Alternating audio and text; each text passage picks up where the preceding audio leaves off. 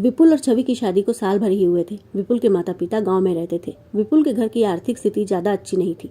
विपुल के पिता गांव में मजदूरी का काम करते थे और माँ घर पर रहकर घर के काम करती थी। बड़ी मुश्किल से पढ़ लिख कर वो शहर चला आया था और यहाँ पर एक अच्छी नौकरी कर रहा था। यहीं पर उसकी मुलाकात छवि से हुई। छवि भी उसी की कंपनी में साथ ही काम करती थी। छवि के घर की आर्थिक स्थिति बहुत मजबूत थी। उसके पिता एक मल्टीनेशनल कंपनी में काम करते थे और उन्होंने कई सालों तक मेहनत करने के बाद शहर के महंगे इलाके में अपने लिए एक आलीशान घर बनवाया था। इसके साथ ही गाँव में भी उनकी जमीन जायदाद थी। उनकी केवल 2 बेटियां थी, कोई बेटा नहीं था। उनकी बड़ी बेटी छवि और छोटी बेटी दीप्ति उनकी जान थी। छवि तो पढ़ लिख कर जॉब करने लगी थी, लेकिन दीप्ति घर से बाहर निकलती नहीं थी। आस पड़ोस के लोग भी उसे कई कई दिनों तक देख नहीं पाते थे। छवि के माता पिता सबसे यही कहते थे कि दीप्ति बहुत शर्मीली स्वभाव की है, इसलिए वो ज्यादा कहीं आती जाती भी नहीं है। वैसे भी महानगरों में कोई किसी की जिंदगी में ज्यादा दखल नहीं देता है। जब छवि और विपुल एक दूसरे को पसंद करने लगे, तब छवि ने उसे बताया कि दीप्ति की दिमागी हालत कुछ ठीक नहीं है, इसीलिए मम्मी पापा उसे घर में ही रखते हैं और यह बात उन्होंने किसी से बताने के लिए भी मना किया है।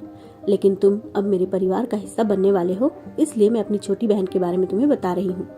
विपुल को यह सब जानकर बड़ा दुख हुआ, लेकिन उसे लगा कि मुझे दीप्ति से क्या करना है, मैं तो छवि से प्यार करता हूँ। शादी के बाद हम एक अलग दुनिया बनाएंगे।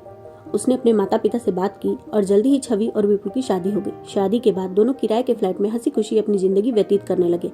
सब कुछ बढ़िया चल रहा था, लेकिन उसे भी एक दिन खबर आई कि उसके माता पिता ऑटो में बैठकर कहीं जा रहे थे और ऑटो एक नहर में गिर गई और मौके पर ही दोनों की मृत्यु हो गई। विपुल पर तो दुखों का पहाड़ टूट पड़ा। अब उसे लग रहा था कि दुनिया में वह बिल्कुल अकेला हो गया है। लेकिन ऐसे मुश्किल समय पर छवि और उसके माता पिता ने विपुल को मानसिक रूप से बहुत सहारा दिया। वक्त के साथ उसके जख्म भी भरने लगे। धीरे धीरे वह फिर से जीवन की ओर लौट रहा था। विपुल के माता पिता की मृत्यु के बाद 2 साल और गुजर गए। इसी बीच पता चला कि छवि मां बनने वाली है। विपुल के हृदय में आनंद की एक नई उमंग सी छा गई थी। अब वो बहुत खुश रहने लगा था। वह दिन रात छवि का ध्यान रखता था। ऐसे समय में छवि अपने माता पिता के घर रहने के लिए चली गई थी और विपुल भी उसके साथ वहीं पर रहने लगा था। सब कुछ बहुत बढ़िया चल रहा था, लेकिन बीच बीच में छवि की छोटी बहन दीप्ति को दौरे पड़ने लगते थे और उस समय पूरा परिवार तनाव में आ जाता था। लेकिन फिर भी विपुल अपनी तरफ से छवि का ध्यान रखने की पूरी कोशिश कर रहा था। वह समय समय पर उसे फल काट कर देता था, उसके खाने पीने का बहुत ध्यान रखता था। सुबह शाम उसे टहलने के लिए लेकर जाता था। रात में छवि की हल्की सी आहट पर भी वो उठ बैठता था। वो छवि से बहुत प्यार करता था और ऐसे समय में वो उस पर आंच भी नहीं आने देना चाहता था।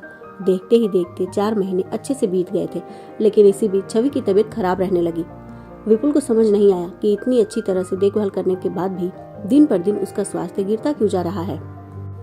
उसने डॉक्टर के पास जाकर चेकअप करवाया तो डॉक्टर के माथे पर चिंता की लकीरें उभरने लगी और डॉक्टर ने उसे कुछ टेस्ट करवाने के लिए कह दिया। जब रिपोर्ट आई तो डॉक्टर ने बड़े ही अफसोस भरे स्वर में विपुल से कहा, देखिए विपुल जी, ऐसे समय में बहुत हिम्मत से काम लेना होगा। बात दरअसल यह है कि आपकी पत्नी को कैंसर हो गया है। कैंसर का नाम सुनते ही विपुल पसीने पसीने हो गया। उसकी आंखों के आगे अंधेरा छाने लगा। डॉक्टर ने उठकर उसे संभाला और उसे पानी पिलाया। विपुल की सांसें उखड़ने लगी थी। उसने रोते हुए पूछा, डॉक्टर साहब, मेरी छवि ठीक तो हो जाएगी ना? डॉक्टर ने उसे हिम्मत बंधाते हुए कहा कि हम अपनी तरफ से पूरी कोशिश करेंगे। लेकिन विपुल को कहीं न कहीं यह अंदेशा हो गया था कि वह अब अपनी छवि को भी खो देगा। उसका मन एक अनजाने आशंका से कांपने लगा। खैर, छवि का इलाज शुरू हुआ, लेकिन उसकी सेहत दिन पर दिन गिरती चली गई और अंततः छवि इस दुनिया से चली गई।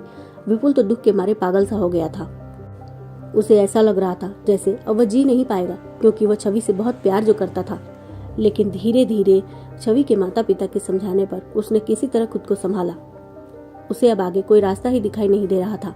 ना तो उसके माता पिता इस दुनिया में थे, न ही वह आर्थिक रूप से ज्यादा मजबूत था और ना ही उसकी पत्नी इस दुनिया में थी। वह अपने भविष्य को लेकर भी बेहद चिंतित हो उठा कि क्या मैं जिंदगी भर ऐसे ही अकेले बिताऊंगा। कितने दिनों से वह अपने ससुर के घर में रह रहा था। अब उसे लग रहा था कि उसे यह घर छोड़कर वापस किसी किराए के मकान में जाना पड़ेगा। एक तो वैसे ही वह अकेलेपन से परेशान था, ऊपर से ऐसी ऐशो आराम की जिंदगी को भी छोड़ना नहीं चाहता था। धीरे धीरे उसका मन भौतिक सुखों की ओर खींचने लगा। दीप्ति के माता पिता को भी अपनी बड़ी बेटी के गुजरने का बहुत दुख था, लेकिन अब उन्हें विपुल में अपनी छोटी बेटी का भविष्य दिखाई देने लगा था। शुरुआत से ही उन्हें यही चिंता रहती थी कि उनके बाद उनकी छोटी बेटी का क्या होगा। तब उन्हें लगता था कि उनकी बड़ी बेटी छवि अपनी छोटी बहन को जरूर संभाल लेगी, लेकिन अब छवि इस दुनिया में नहीं थी तो उन्हें लग रहा था कि उनके गुजरने के बाद दीप्ति बेसहारा हो जाएगी। ऐसे समय में उन्हें विपुल एक विकल्प के रूप में दिखाई देने लगा था। उन्होंने धीरे धीरे विपुल को अपने शीशे में उतारना शुरू कर दिया। अब विपुल के सामने ही उसके सास ससुर बातचीत करने लगते थे कि हमें जल्दी ही किसी ऐसे लड़के को ढूंढकर दीप्ति की शादी करवानी होगी जो हमारी करोड़ों की संपत्ति को संभालने के साथ ही दीप्ति की देखभाल भी कर पाए। विपुल के मन में भी उथल पुथल मचने लगी कि अगर दीप्ति की शादी किसी और से हो गई तो उसके सास ससुर उसे पूछेंगे भी नहीं और इस घर से भी उसे निकलना भी होगा। भविष्य में दीप्ति का पति उसे घर से निकाल कर ही दम लेगा। उसे अपना भविष्य अंधकार में दिखाई देने लगा। एक दिन बातों ही बातों में दीप्ति के पिता ने कहा, बेटा, हर माता पिता अपने बच्चों के बारे में सोचते हैं। हमें भी दीप्ति के भविष्य की बहुत चिंता होती है। उसके लिए एक रिश्ता आया है। लड़का इसी घर में रहकर उसकी देखभाल करने के लिए तैयार है। शादी के बाद उसका व्यवहार देखकर हम अपनी सारी संपत्ति उसके नाम करने के बारे में सोच रहे हैं, क्योंकि हमारी ऐसी बेटी को कोई भी दौलत के लालच के बिना तो नहीं संभालेगा। यह सब सुनकर विपुल का मन बेचैन होने लगा। लेकिन अगले ही पल दीप्ति के पिता ने बात को बदलते हुए कहा, देखो बेटा, वैसे तो मुझे दीप्ति के लिए लड़का मिल ही गया है, लेकिन तुम इस घर के हो और तुमसे हमारा रिश्ता तो पहले से ही है और तुम्हारे बात व्यवहार को भी हम इतने सालों में देख चुके हैं कि तुम कितने अच्छे हो। अगर तुम्हें कोई आपत्ति ना हो तो मैं पहला प्रस्ताव तुम्हारे सामने रखता हूँ। क्या तुम दीप्ति से शादी करके जिंदगी भर उसका ध्यान रखोगे? मैं अपनी सारी संपत्ति तुम्हारे नाम कर दूंगा, क्योंकि अब छवि के गुजरने के बाद दीप्ति ही मेरी दुनिया है। विपुल थोड़ी देर तक सोचने के बाद सहमति में सिर हिलाते हुए बोला, हाँ पापा जी, मैं दीप्ति से शादी करने के लिए तैयार हूँ। मैं जिंदगी भर उसका ध्यान रखूंगा। वैसे भी छवि के गुजरने के बाद मैं किसी और से शादी करने के बारे में सोच भी नहीं सकता हूँ और आप लोगों से इतना लगाव हो गया है कि मैं जिंदगी भर आप लोगों का ही ध्यान रखना चाहता हूँ। अपने तीर को सही निशाने पर लगते हुए देखकर दीप्ति के पिता मुस्कुरा उठे और उन्होंने एक मंदिर में छोटे से समारोह में दीप्ति और विपुल की शादी करवा दी। विपुल भी मन ही मन बड़ा खुश था कि भले ही उसे इस पागल दीप्ति का ध्यान रखना पड़ेगा, लेकिन इसके साथ ही उसे करोड़ों की संपत्ति बिना किसी मेहनत के बैठे बिठाए मिल चुकी है।